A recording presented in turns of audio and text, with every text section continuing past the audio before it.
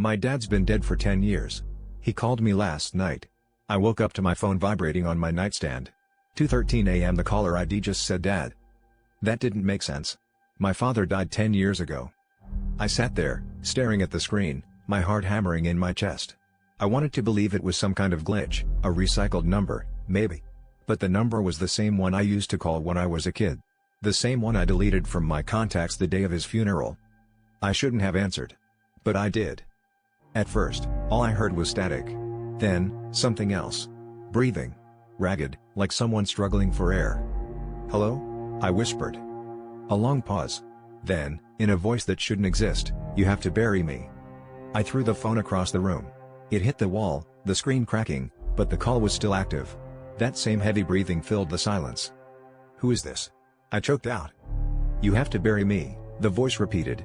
It sounded weaker now, like something fading. "They never buried me." My dad had a funeral. A casket. A burial plot. It didn't make sense. Then I remembered something. The casket was closed. I barely slept. The next morning, I called my mom. We haven't talked much since Dad died, too much pain between us. But when I asked about the funeral, she went quiet. "Mom," I said. "Was Dad really in that casket?" She didn't speak for a long time. Then, barely above a whisper, "I don't know." My stomach turned to ice. "Your uncle handled everything. The body.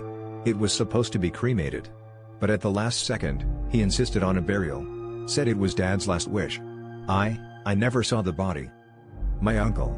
The same man who had a falling out with my dad months before he died. The same man who disappeared 2 weeks after the funeral and was never seen again. My hands shook as I hung up the phone. I needed answers. I needed to know if my father was really in that grave. That night, I drove to the cemetery. The air was heavy, thick with the scent of damp earth. My dad's headstone was right where it had always been. But standing there, looking at it, I felt wrong. Like something was watching me.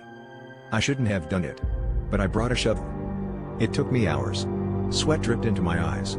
My arms ached. The whole time, I kept expecting someone to stop me. No one did. Finally, my shovel hit something hard. Wood. The coffin. My breath came in ragged gasps. My hands shook as I pried it open. It was empty. I stumbled back, bile rising in my throat. My mind raced. If my dad wasn't here, where was he? My phone buzzed. A single notification. New voicemail from Dad. My fingers felt numb as I pressed play. Static. Then, a whisper. "They put me somewhere else. I don't know what to do. I don't know where to look. But if my dad is still out there, if he was never buried at all, who the hell did we put in that casket?"